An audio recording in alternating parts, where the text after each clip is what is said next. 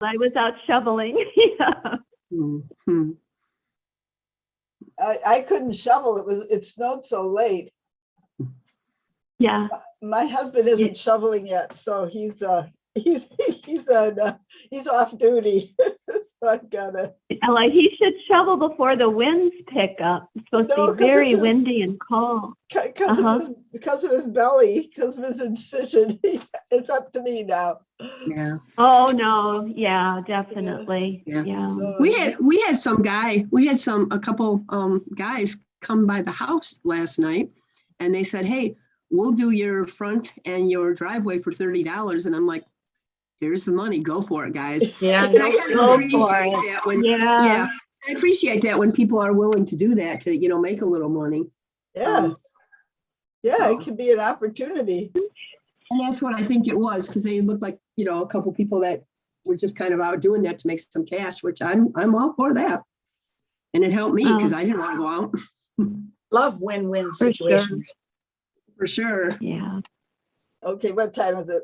I've got 8:58. I'll start in a minute or two. Hi, Karen. Good morning. Look at Chris Caius all duded up in his hard hat and his hazmat suit there. Look like you're in a jet airplane. I suppose you're sitting in a car, huh? Yeah, I came down from the work site to at least get started on this call. Yeah. I may have to leave. If I bow out, I apologize. Okay. Oh, Myrna's here. Are you still in Texas, Chris? Hello from Texas. Hello from Houston, South Houston, or actually Oh. Pasadena. What's the temperature there, Chris?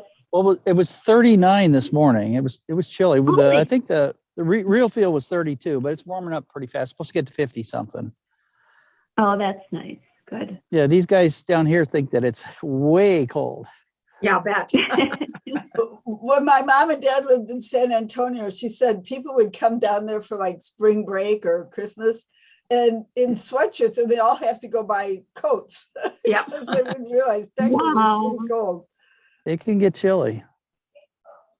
Okay, I've I got see Blair. Blair's got our, I'm watching okay, I've got 9 o'clock and we've got a nice group here. I am Mavis Bates and I am here with the Energy and Environmental Committee. Today is Friday, February 18th, 2022. It being 9 a.m. Let's start our meeting. Clerk, would you please call the roll? Ellen. Caius. Kai is present. Molina. Strathman. Strathman here. Wallace. Present. Wojnicki. Present. Bates. Present. Hello, Mr. Wallace. We didn't get to say hi to you yet this morning. We've had all the talks about the snow and shoveling, so No. if you need to chime in. You can get your Oh, 2 cents geez. I'm done. I'm done for the year. with You're done for the year. You hope. it. Yeah. Well, welcome. May I have a motion to approve the minutes of January 14th? Kai is Woniki moves. Kai is second. Woniki will second. Any Mhm. discussion? Clerk, please call the roll. Allen. Caius. Kai is yes. Molina. Molina, yes. Strathman. Strathman, yes. Wallace. Yes. Wojnicki. Yes. Bates. Thank you, everybody. Is there any public comment online or in the boardroom? Seeing none, we will proceed to Miss Wolnick, please. Thank you. We have a report from the very chilly boardroom this morning. So I wanted to provide an update on the water supply planning as we do every few months. We have the groundwater governance group that is led by CMAP. If you recall, we did a presentation on their final report about June of 2020. That was an initial look at groundwater governance in the state of Illinois. And we found through that report that there's very little ability for municipal or county governments or even regional planning areas to do any kind of groundwater governance as it applies to water supply planning. So the next step, the group has been reactivated, and there was significant research that went into different states and governance that exists in those other states, specifically Minnesota, Texas, and California.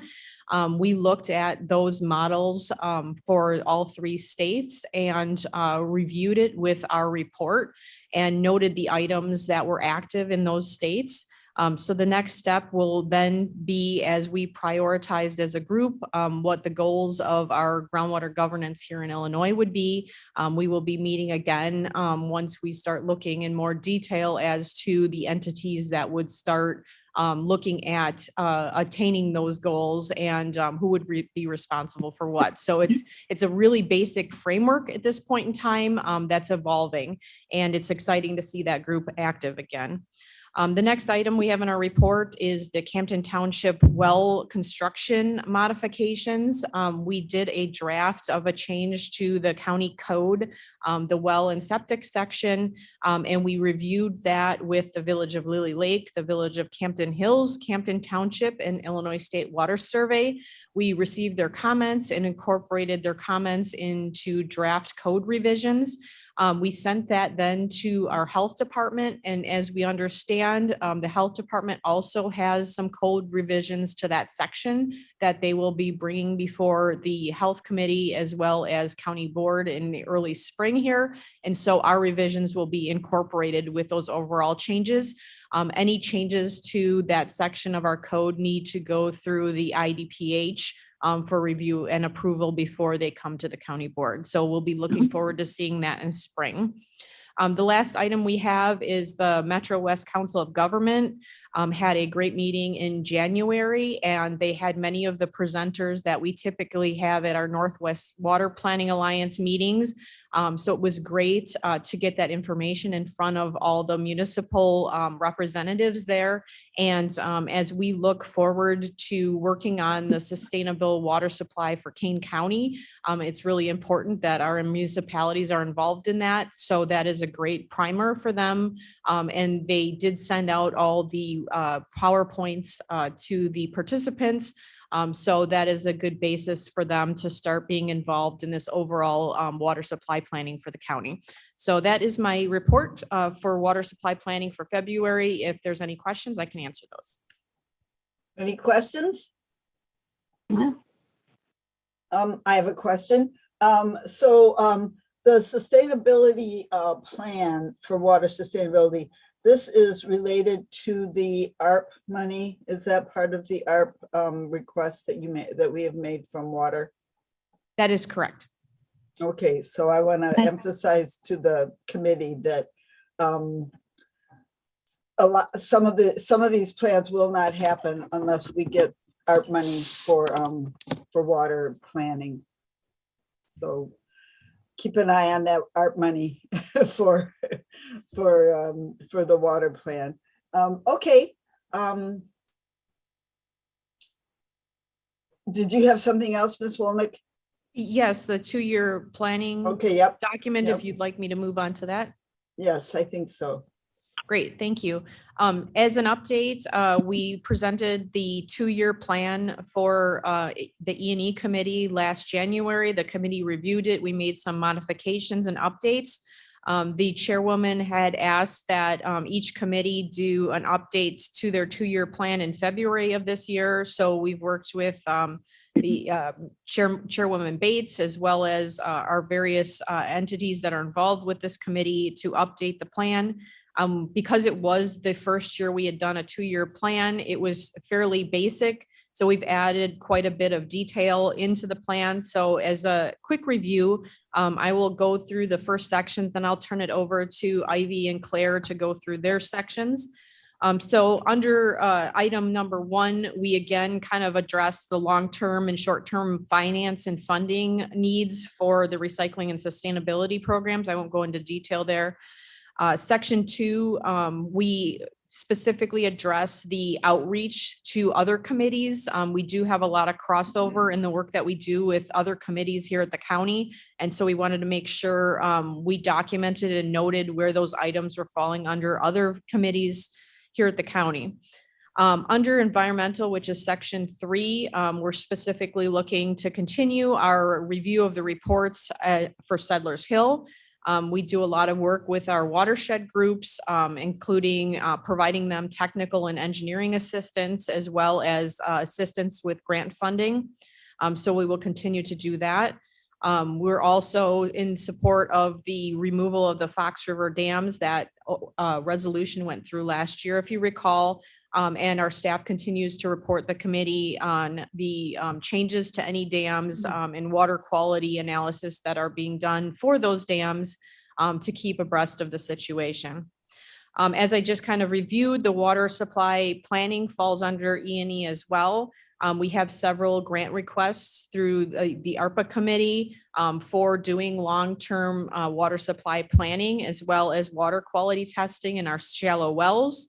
Lead service line and water conservation initiatives, water conservation plans, working specifically with our municipality is like kind of the low hanging fruit as we move towards a sustainable water supply, and our participation involvement with the Northwest Planning Alliance and the groundwater governance that I just spoke of.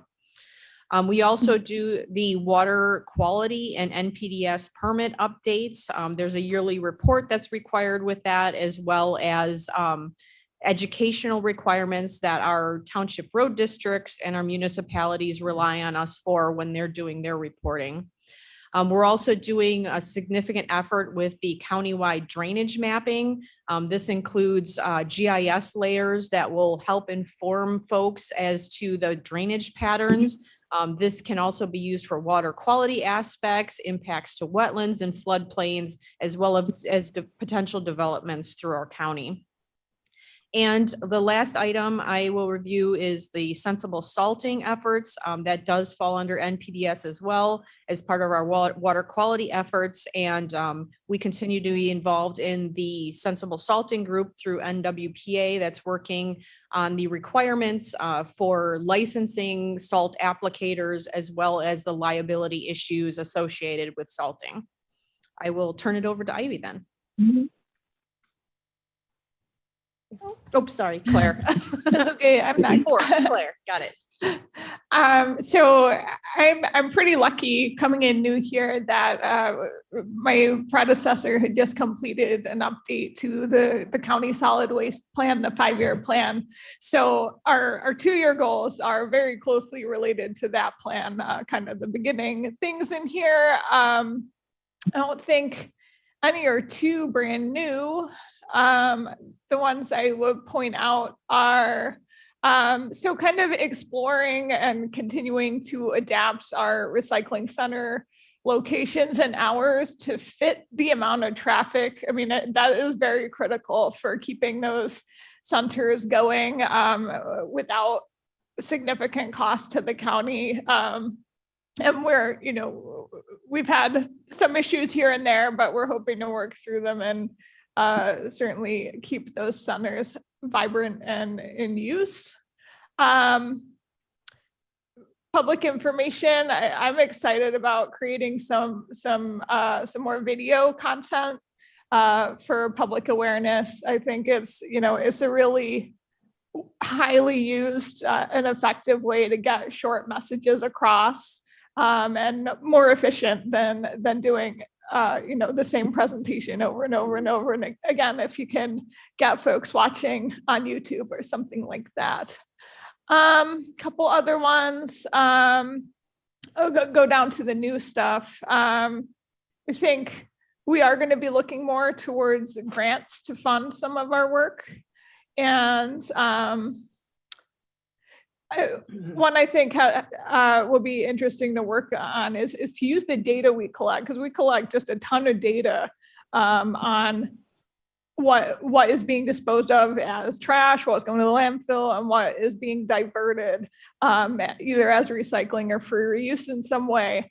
And one of our goals here is to kind of analyze that data to identify municipalities that are maybe falling below the county average in terms of the rate of material being diverted, and really help target some outreach towards those counties to improve those numbers.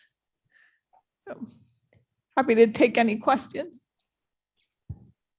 I'd like to, are there any questions? Anybody else have a question? So the curbside recycling, that's a pretty exciting concept there. So we'll be working on that too this year, trying to expand that. Sorry, which part is that? The curbside collection of curbside collection. Oh, the organics. Food Yeah. scraps. So we're working on a pilot. Well, we're piloting it with LRS as the hauler for Mill Creek, and hoping to kind of collect some lessons learned and just I'm going to be working closely with them to promote it and see if we can get other municipalities interested in adding that onto their contracts as they come up for renewal. Great. I've had some constituents ask for that, so I know there's interest out there. So, well, welcome, Claire, Miss Ryan. Thank you for your report. I hope you're enjoying your new place here in King County. I am, for sure. Thank you. Good. The next section is Ivy's sustainability section. Okay. Hi, everyone. Good morning. I'm going to run Good morning, Ivy. Hi. I'm going to run through some of our completed projects, ongoing and updated, and then some new projects. So on the sustainability side, our completed projects, the Lead for Cities and Communities certification plans to be, I plan to complete that at the end of the first quarter. Very exciting. And then our electric aggregation program, we've enrolled in a 2-year contract with Elego Energy. And just a note about that, we should have a report in May on how the new program is going. And we should have some information on the green credits from Elego. And we have our contract signed for the 2 megawatt solar array at the Judicial Center and the green building policy that was passed last year in partnership with building management. And then some of the ongoing and updated programs and projects.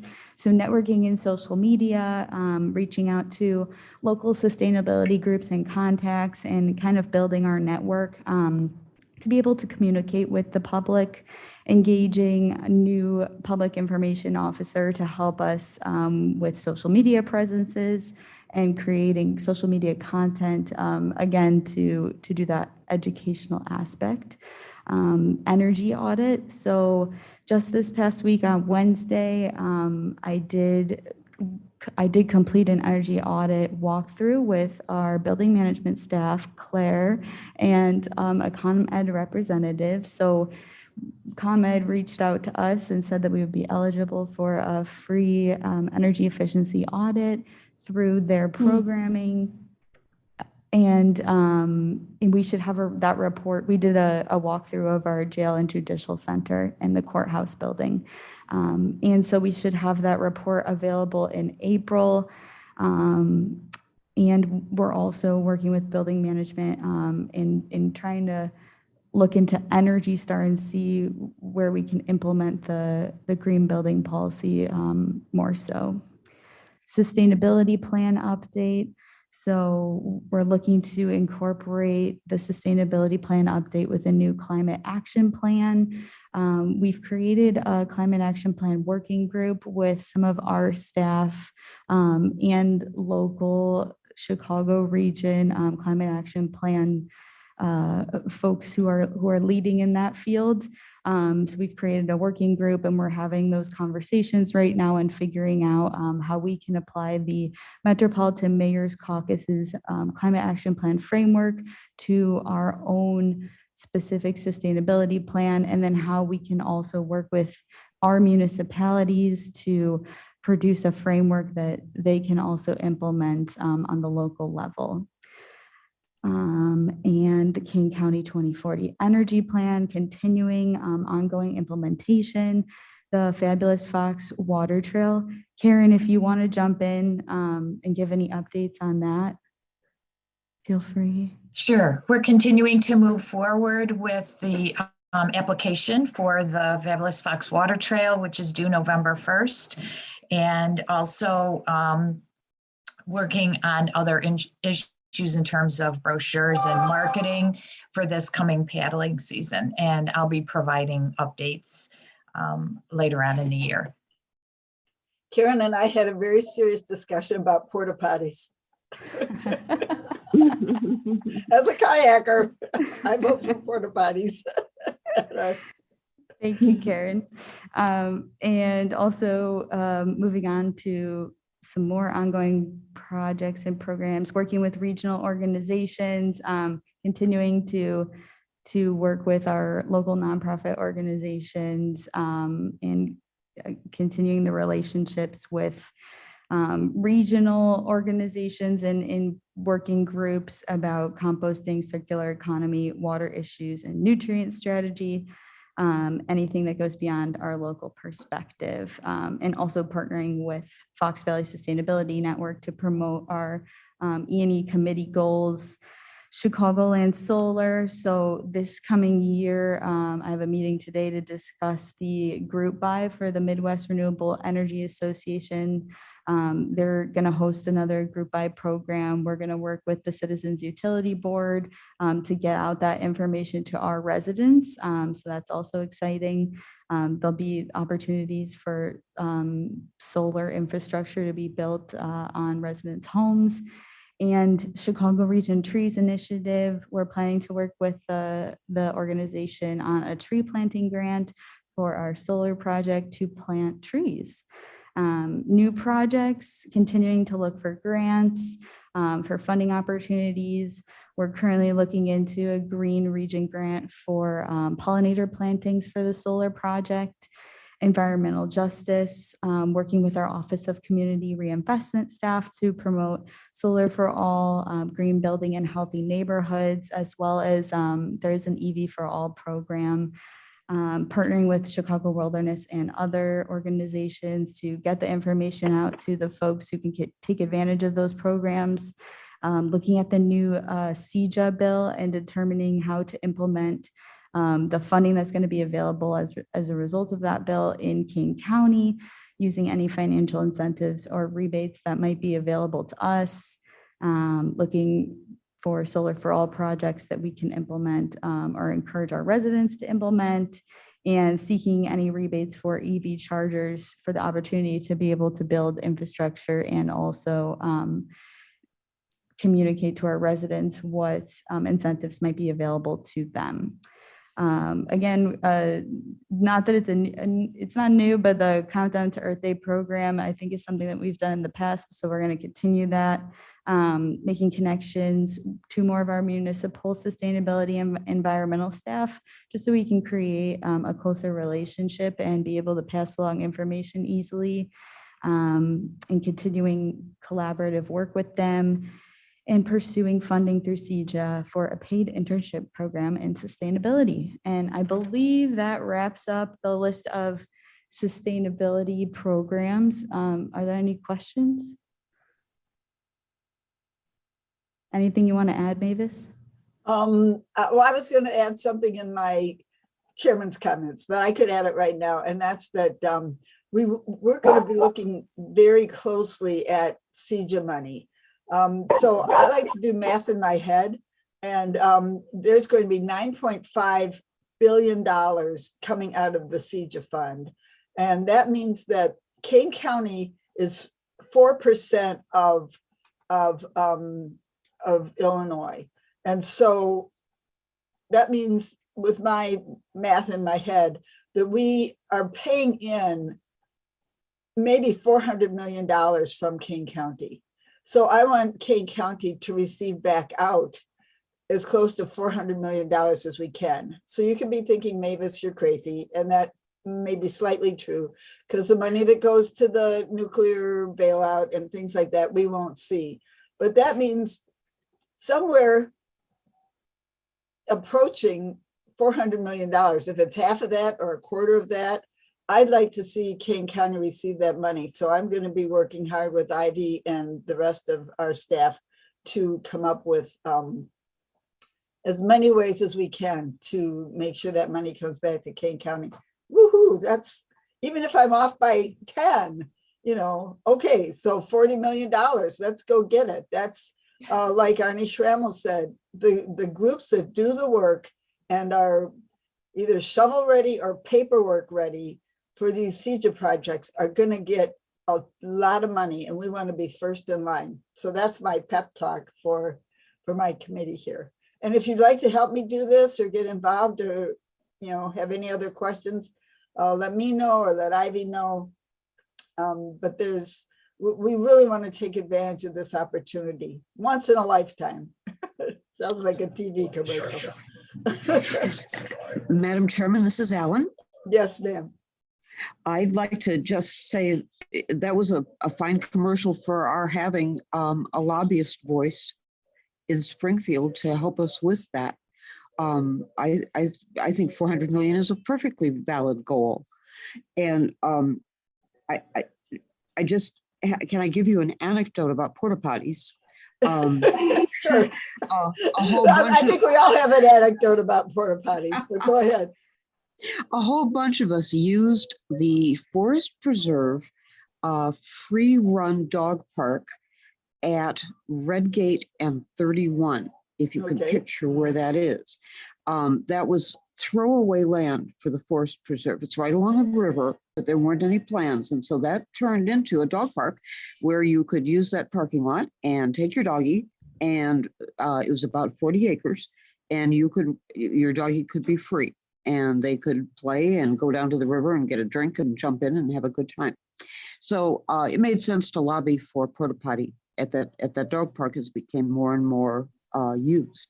But what made it successful was when county board members from St. Charles brought in the St. Charles City Council and said, we'd really like to see a porta potty at that dog park. And the next thing you know, the Forest Preserve had added into its long range plan, not a porta potty, but a really nice stone bathroom there, and with a faucet for the doggies so you can get water. You don't have to bring water. So sometimes it's just that networking that makes it all come together. And you are already expert at that. We've seen you do it before. So yeah, I think your whole committee is going to want to be behind getting $400 million back. Good. Thank you, Deborah. Thank you, Mrs. Allen. That's the kind of support we need from our committee, right? So let's go get $400 million and make everybody happy. Okay, fantastic. Ivy Klee, Miss Klee, you have another report for us, correct? Is that next? I think Claire has something. Claire's next. resolution is next. Oh, sorry. Let's see. Yes, let me look at the okay, Claire, Chairman Ms. Bates? Ryan, would you please bring up Chair- your resolution now? Chairman Bates, may I say something about the planning goals, the 2-year report? Certainly, please, Ms. Wolnick. Oh, before we move forward, this is a fabulous 2-year planning report. And I wonder if we have thought about sharing it with our municipalities and our townships. And that way they would know and understand what our goals are. You know, perhaps we can just share it electronically, or if you want to share part of it with the municipalities and townships. But I think it's important always that we get our information out there throughout all of Kane County, just like this report or our 2040 plan or 2050 transportation plan, so that those municipalities or villages can kind of plan around what our goals are. So I think that's a great plan, a great idea. I'll work with that with our wonderful staff here to see how we could make that happen, because why have a plan and not share it to other people? Maybe they like to jump on some of the bandwagons, or I think that's a wonder, and actually that gives us a vehicle with which to communicate with them. So I think, thank you, Barb. That's a good idea. Yeah, I like that. That'd be great. Okay, good. Madam Chairman, Alan again. Yes, Miss Allen. Adding to Barb, building on Barb, Metro West might also be a conduit. They're already working on the transportation stuff together. They have a young and I think enlightened staff at this point. Not to say that they weren't always young and enlightened, but they are especially so now. And maybe, a couple of us could approach, and it comes from a couple different directions, and they say, okay, we could just add that to what we're already doing. Just a thought. Okay. Thanks, Barb. Thanks, Madam. Thank you. Any other comments? I'll talk to Jody and Miss Wolnick and Miss Ryan and Miss Klee, and we'll see how we can do some spreading of the word. That sounds like a great idea. Excellent. Yep. Any other comments from anybody? Great. Okay, Miss Ryan, please. Yeah. So the resolution you have before you is to essentially, it's a renewal of our intergovernmental agreement with Plato Township. Just a little bit of background on this. Our first IGA with Plato Township was in 2020, and its purpose was to kind of set up a framework through which the township would contribute financially to Kane County's household hazardous waste home collection program, as well as our other programs that benefit residents of the township. So those would include certainly our West Dundee recycling center and possibly some of our events as well. And similar to other IGAs we have under the household hazardous waste program, the idea generally is that the township contributes $3 per household participating. So we this time around, we've made a few changes in the IGA. Specifically, those are to make it evergreen. So there's no hard end date anymore in this agreement. Actually, if you could scroll down to the second page, that's where some of this will actually be. Thank you. So there's no hard end date anymore in the agreement. However, either the county or the township can change or can make a request to either edit the agreement or terminate it if need be at any time. Another change was just removing the name of the service contract holder for household hazardous waste. We are undergoing a transition this spring, so it wouldn't be suitable to have the name of the old company in there. And in fact, it doesn't really need to be in there at all. There are a few minor changes to the list of accepted items under household hazardous waste, and the fee schedule has changed as well. Unfortunately, there's been about a 32% increase in the per stop fee. But we went through the RFP process, and we accepted the lowest bid for service. So that was as good as we could do. But I think, every little bit that townships and municipalities contribute to offset those fees are going to help us out. So I'm glad to see this relationship continue. Does anyone have any questions? Madam Chairman, can I ask Claire, how many of these do we have? I believe several. The ones I've looked at so far have been Batavia, City of Batavia, City of Geneva are participating through IGAs, but do they all have a separate? No, it's one.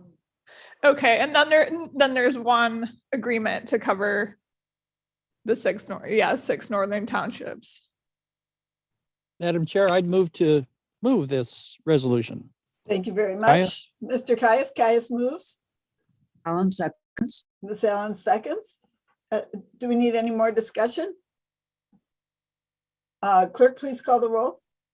Allen, Allen, I. Caius, Caius, yes. Molina, Molina, yes. Strathman, Strathman, yes. Wallace, Yes. Wojnicki, Yes. Bates. Yes. Okay, thank you very much. So that passes. Thank you, Ms. Ryan. Ms. Klee will now give us a couple of presentations. Hi, everyone. Good morning. So I'm going to give a presentation on the Judicial Center, just an update. Thank you. On how everything's been going. So we do have updated engineering drawings, and I just wanted to cover all the specifics of what we've been talking about with our project management team over the past month or so. So the engineering drawings and racking is close to being finalized. So the image that we have here is an engineering drawing. I know it is a little difficult to read, so we've tried to push as far north as possible with a solar array and into and on if as far west and east as possible. We did have a lot of conversations with the engineer who was creating this design and communicated all of the concerns that we had, as well as what the concerns that the neighbors had. So we went through a very meticulous process to be able to compromise with them and figure out a design that worked for both us and for GR&E. The geotech is finalized. Land surveys and soil study have both been finalized. We're still in the process for permitting. And we are planning to work on the electrical engineering up next. We've been working with White and Company, our landscape architect, on the landscaping plan. And we have also been communicating with residents if there have been any site activities. And on the 31st of January, the landscape architect, Mr. Wallace, and I did visit some of the homes of the residents who did have concerns about the project. So we went out and we took a look at their decks, and we discussed some of the major concerns and took a look at the landscaping plan draft. And then we figured out, so we heard from them what they would like to see and tried to incorporate that into our own planning. So these are some of the updated cross sections. So cross section A is the point of view of 3826 Ridge Point Drive. So this is the home. So if we're going to look at going back to this, I'm going to see if I can, so this would be the first red line to the left. That's cross section A. So it's furthest, the house that's furthest west. So that's what we're looking at with cross section A. So there's not too much grading that's going to change for cross section A. Cross section B, the cross section below that one, that's the point of view of 3820. So just switching back to the engineering drawing. So that's the second line to the right of the one that's furthest most left. That's the point of view of the cross section from that residence. So this here you can really see where the grading changes are going to happen. So the top of the highest point of the northern berm currently sits at 790 elevation. So that's going to be taken down at that same point to 765. So we really tried to level the north berm as much as possible with the engineering. That was a big request from the residents to flatten the site as much as possible. You can see in the cross section that change, and we did work with the engineer to be able to make that grading change. Ms. So Clee, would yep, you go go ahead. back, please? Uh-huh. So that looks like a big change. You're gonna go from the top dotted line to that lower line? Yes. Oh, yes. Sorry. So the dotted line is the current grading, and then the bold line is what the site is going to look like. And you can kind of see that it's flattened and angled in a way that will work well for a solar panel to sit atop of. And then you have the line of sight of a 6-foot person standing atop the deck of the residence of 3820 Ridge Point Drive. So that's really dropping that down a lot from their line of sight. That I hope did that make them, did they like that? Yes, yeah. So we spoke with the residents and we communicated all these changes to them. And again, the majority of what we talked about was the landscaping plan and seeing where they would like to see in what the views looks like 360, from their deck. So it was good to get a look at what they see and what landscaping is already there. And we were talking about how to visualize what this is going to look like too. Great. Okay, thanks. Yeah. So moving on to cross section C. This is the point of view of the north of 3810 Ridge Point Drive. So I'll just go back again to the engineering drawing. So cross section C is going to be the line that is 2 from the right, that red line again. So that's what we're looking at here. This is D? Yep. This is D? Okay. Cross section C. Oh, C. All right. So this is 3810 Ridge Point Drive. The north berm at the highest point currently sits at 778 elevation from this cross-section view, and that will be lowered to 762 elevation and made to be flatter again for the solar panels to sit atop them. And in this location, the south berm is going to be built up. So it's currently at 768 elevation and it's going to be built up to 772. This is one of the areas where we could build up the southern berm and take down the northern berm. So our hope is that the building up of that southern berm will be able to act as a screen for the solar panels that are going to go along the north berm. So again, you can see that in the picture on the right, the dotted line is the grading that is currently there. And then the bolded line is what it's going to look like afterward. So on the left side, the north berm is going to come down. It's going to be flattened out. And then on the right side, the southern berm is going to be built up. And then moving down to the last cross section D, this is the point of view of 3726 Ridge Point Drive. I'll go back. So this is the red line that's on the right of the engineering drawing image. So this is the home that's the furthest most west. So just so we can get another view, the north berm sits very low in this cross section view.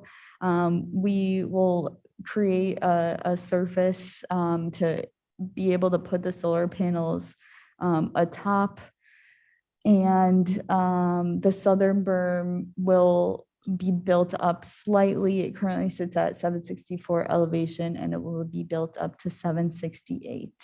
So again, the cross-section images on the right side, you can see the line of sight from this of the 6-foot person sitting atop this residence deck. And that's all we have for the cross sections. Are there any questions on those? Just a comment. It's Wonicki here. Ivy and Todd, thank you for working with our residents. You've done a wonderful job. It's amazing. I'm happy to see that they're more satisfied with all the solar panels going in. So thanks again. Yeah. Mr. Wallace, would you like to make any comments about the meeting you had with the residents? I'm glad you were there, and how did it go? No, I was only present. I was only able to be present to meet with one of the residents, but yeah, I think that there's a feeling of acceptance. I wouldn't say that there's, that they're overjoyed, but I certainly commend Ivy for all of the effort and explanation and availability to them that she has shown. So it could definitely be a much different situation if we hadn't had, this type of incredible staff involvement. So, so yeah. Okay, thank you. Oh, well, you took the words right out of my mouth, Mr. Wallace. Thank you. Yeah, thank you, Ivy. Ivy, did you ever think you'd be working with light of sight? It's been great to be able to work directly with the residents. I think it definitely has helped to be able to be in communication with them so frequently. I think I agree with what Mr. Wallace said. There's definitely more acceptance. And I think what we're trying to communicate to them is we want to work with them. We want their voices to be heard and their concerns to be heard. And then we'll try and implement that as best we can. And I want to thank Mr. Wallace for attending with me and the landscaping architect. Wasn't an easy meeting to have, but I think it was definitely appreciated on behalf of the residents. They were very appreciative of that. And so they say it's hard to move mountains, but evidently not impossible. Yeah, exactly. Well done. Thank you. So up next, after meeting with the residents, our landscaping architect was able to come up with a new drafted plan. Since receiving these images from the landscaping architect, I did speak with our project manager with GRNE, and we talked about how this design will work with the engineering and if any changes need to be made. And both of the two images that I'm about to show will be changed slightly. However, for the most part, they are what we are planning to implement. So this is a zoomed in version of the western side. So again, you can see the homes on the bottom, and then you can kind of see in the upper right-hand corner, the solar panels are poking through. Those are the engineering drawings that are layered on this image. So the trees that we're in this specific image, we have 25 evergreen trees. So those are the darker circle symbol, and they're kind of bunched together on the right side of the image. And then we have 5 shade trees that are represented by the image of a larger circle, and it's clearer. And then we have some existing shade trees that are already on site. So in conversation with the landscaping architect, what she wanted to do was to really layer and have 2 rows of screening of the evergreen trees. And then we are working with, we received a grant from Chicago Region Trees Initiative. They will be providing us with 10 shade trees and 10 evergreen trees. So we have these shade trees that we're able to incorporate into the design as well. And when we were discussing the shade trees with the solar company, we are going to move those out a little further west, just so we're not concerned about the trees overgrowing on top of each other. We want to give them a little bit more room to expand to their full capacity. But you can see the evergreen trees are what we're hoping that they can really provide a compacted screen from the solar panels. Let's see if I have any. I have a question, please. Go ahead. Are we still transplanting trees from other places, like from the top of the berm and from the new parking lot possibly, and things like that? So we did look at transplanting trees that were already on the Judicial Center campus that were going to be taken down due to some construction that was going on. And after we did a walkthrough with the landscaping company that our building management department works with, it did end up being too costly. And they weren't sure that the trees would necessarily survive the transplant. Yeah. So what we did, I believe in the construction, we're going to try and avoid, I don't believe any of the trees will be cut down. We did have to take out a few oak trees that had oak wilt in order to preserve the rest of the oak trees that were already on site. But that has already been done. And I believe the rest of the landscaping that's along the property right of way will be staying. And so there's no plan to transplant the trees anymore. But what we tried to do was we applied for the Chicago Region Trees Initiative grant to supplement that idea that we could have these extra trees that were going to be at no cost.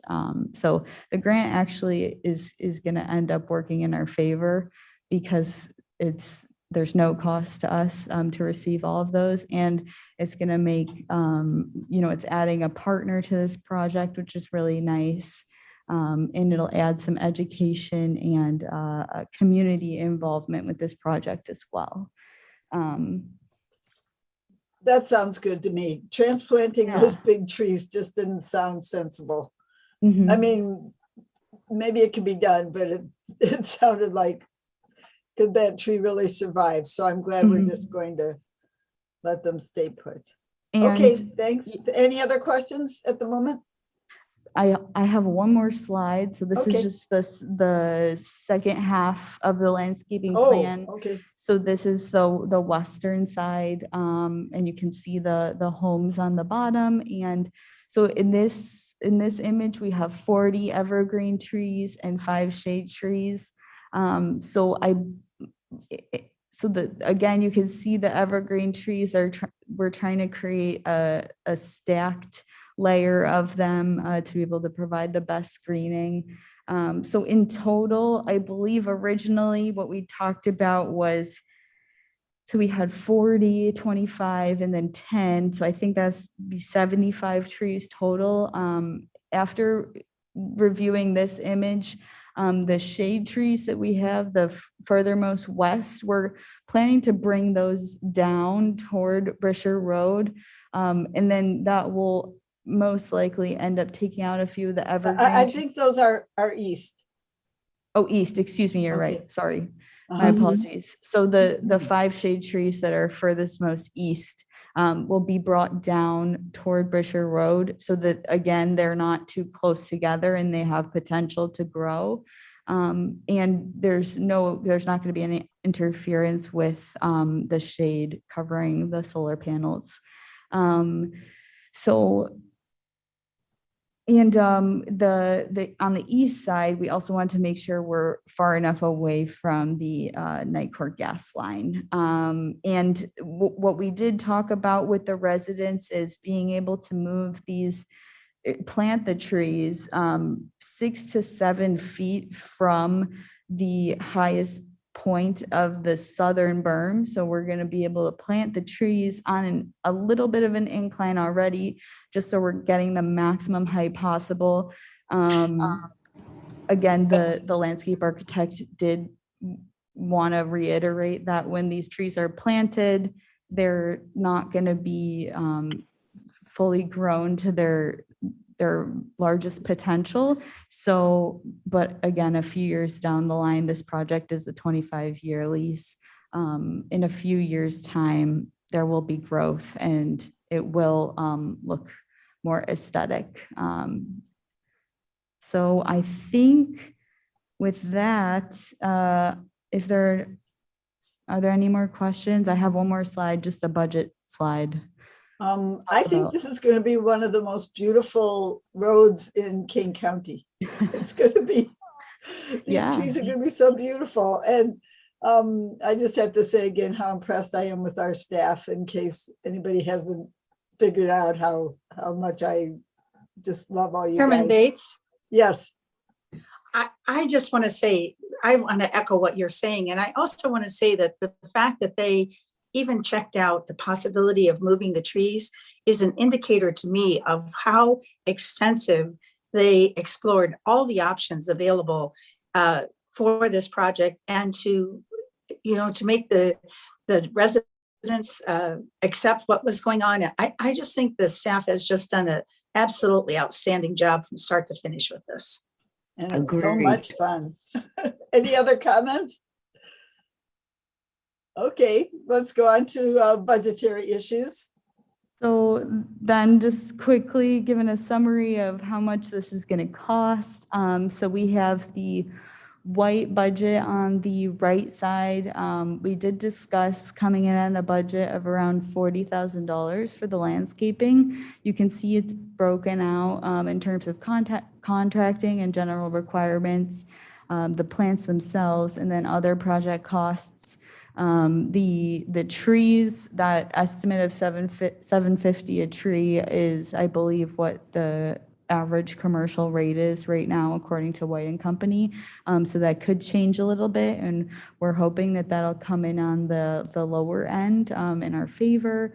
So the landscaping, we're hoping for at around $40,000. And then again, just some additional budget items to keep in mind. There will be approximately $10,000 for the construction of the southern berm, building that up and changing the grading. And then the fencing budget. So this was also something that came up when we visited with the residents. So the GRNE will pay to supply a chain link fence, but in areas where that's going to be visible, we've said that the county would pay for an upgrade so that the fence would be aesthetically pleasing. And we did get a few quotes on that for a few different materials. So the budget is around $50,000, but hopefully we'll see in which areas we need to upgrade the fence. And again, the CRTI tree planting grant, we're going to be receiving 20 trees at no cost to the county, which is awesome. Ms. Klee, are those trees included in this budget, or are those additional to these? Those are additional.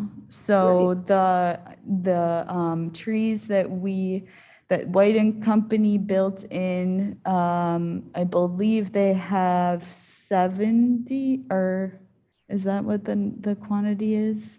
I think they have, oh no, there's 50.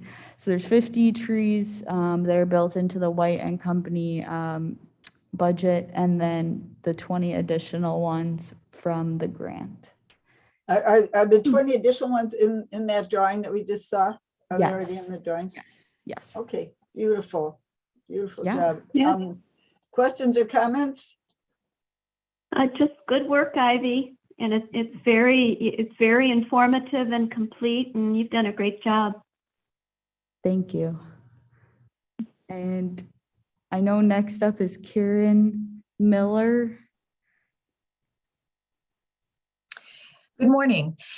I'd like to invite you to our next Fox Valley Sustainability Network virtual forum on Tuesday, February 22nd from 10 o'clock to 11:30 a.m. This forum's topic is going to be on the EV revolution, how electric vehicles will change our lives and landscapes. Our speakers will include Jason Novota from CMAP, Scott Weisner and Jenny Maltis from Verigy, which is an industry leader in energy efficiency solutions, solar and smart building technology. Dave Simmons from Ride Illinois, a nonprofit organization making Illinois better through biking, and David Powell from the village of Schaumburg, who is going to talk about their progress through thoughtful planning regarding transportation and multi-use sites. The topics will include electric vehicle planning 101, and will include case studies on municipal and institutional EV planning within and across communities, funding opportunities, and building regional plans and collaboration. We will also learn how to equip ourselves to ride for transportation. And again, as I mentioned, talking about Schaumburg's mixed-use development and rapid transit project. So far, we have over 100 attendees signed up, so I don't think you want to miss this form. And you can go to foxvalleysustainabilitynetwork.com to sign up. You can't get much more exciting than that, can you, Karen? Right. I mean, truly. Okay, thank you. Thank you, Karen. Ms. Miller. Okay. We have 3 minutes. Do you want to start this topic? Yeah, I'll jump in here. This is Ms. Walnick. We approved the electric aggregation contract for a 2-year contract for our unincorporated residents last fall. We initially had a discussion, a fairly lengthy discussion at this committee about the civic contribution, and we basically tabled that discussion to bring back here in early 2022.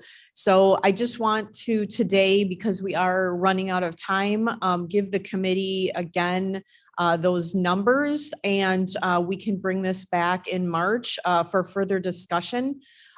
We are hearing from our electric aggregation consultant that the civic contribution is likely to be a thing of the past. And so our 2-year contract may be the only year that we do see these funds. So it's not to be looked at as a long-term funding mechanism, as opposed to looking at more of a one-time funding opportunity here. The total contribution amount that we will be receiving through the length of the electric aggregation contract is $763,000, 736. We do allocate a portion of that to our administration costs that pay a portion of Ms. Klee's salary. So between the 2 years, that is moved over into the general fund of a total of $52,000. So that remains then a civic contribution that is unallocated in the amount of $711, 736. We currently have about 18,330 subscribers to our unincorporated electric aggregation contract. If we were to refund that at the end of the 2-year contract back to those folks, they would get a check approximately in the amount of $38.82. Just a reminder, Aurora and Dundee Township don't participate in this program, so it would be the remainder of our unincorporated residents who have opted into the program. One of the questions that came up with the original discussion was what the original referendum question was. We have that there for your review. As we kind of discussed during the initiation of our electric aggregation program, the residents were told that this was a program that was potentially going to save them money. And so one of the thought processes with what to do with this funding is that it should go back to the residents, and that would be staff's recommendation. Because of the fact that it was set up with the understanding that we were saving residents money. We would be working with the treasurer, if that was what was chosen by the committee, to issue refund checks to those residents in the amount that's remaining after that 2-year period. It would be likely to be almost similar to like a Menards refund check, in that the participants would have a certain time period to cash the check. And if it was not cashed within that time period, it would be returned to the county. Staff's recommendation, if you do not select to return the funds to the residents that are subscribed into the program, would be that the funding amount of the $711,000 go into the 650 fund. As we continue to promote sustainability and recycling programs, that fund continues to be depleted. This would enable us to utilize a higher amount of interest rate earned on the savings in that fund to continue our programs as well as reduce our burden on the riverboat fund. So we would ask that there's not a specific place that $711,000 goes to, but that it goes back into our 650 fund. So I will turn it back over to you, Madam Chair. I would suggest we bring this back in March, given the time frame today, and have further discussion. If anybody wanted to reach out to us directly before our March meeting and have further discussion, we can do that as well. Thank you, Ms. Womack. That's a great introduction. So we can be considering this next month. So what is the 650 fund? That is the enterprise surcharge fund. That is the fund that not only supports all of our sustainability and recycling programs. It was the fund where the funds were collected when the landfill was open. It is also the fund that will be utilized by the county once Waste Management closes out their post-closure period with the state of Illinois. The landfill goes back to the county, and so we will be responsible for all fees related to the gas collection system as well as leachate management. And so we have long-term costs for the life of that landfill, which is basically forever, that will need to be funded out of that fund. Wow. Okay. So yes, please be considering this, members of our committee. It's a tough decision. I would love to keep that money in our sustainability funds, but we have to consider all of the pros and cons. So we will discuss this more in March. Okay. Madam Chairman, this is Alan. Yes, Ms. Allen. Can I just toss this in for us to also think about? The Riverboat Fund is coming down because people aren't allowed to smoke and we had COVID and everything. But there is money flowing from that. As long as there is a casino in Elgin, there will be money. A lot of that money, about 50% of that money. Oh, wait a minute, let me back up just quickly. We try and put something less than $1 million out into the community to let the community bring projects, and the Riverboat Committee decides how to fund those projects. And then we keep several more million for us to use ourselves. And about 50% of our share has been going into state's attorneys' programs.